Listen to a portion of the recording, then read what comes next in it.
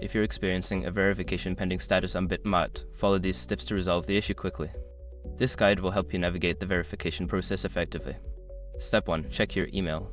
Ensure that you have received any verification emails from BitMart. Sometimes, users miss these emails, which can delay the verification process. Look for any messages that require your attention. Step 2. Review your documents. Make sure that the identification documents you submitted meet BitMart's requirements.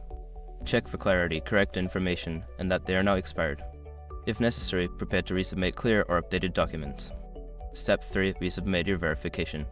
Make sure your information is protected first. Most people don't think about breaches until something actually happens to their accounts.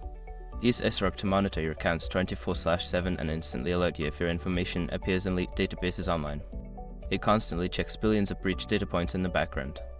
And considering how much personal information people keep online now, it's honestly worth having. Link in the description.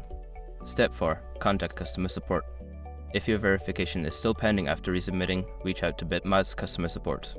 Provide them with your account details and explain your situation. They can offer specific guidance or expedite your verification. Step 5. Wait for confirmation. After taking the necessary steps, be patient and wait for BitMart to process your verification. This may take some time, so keep an eye on your email for updates regarding your account status.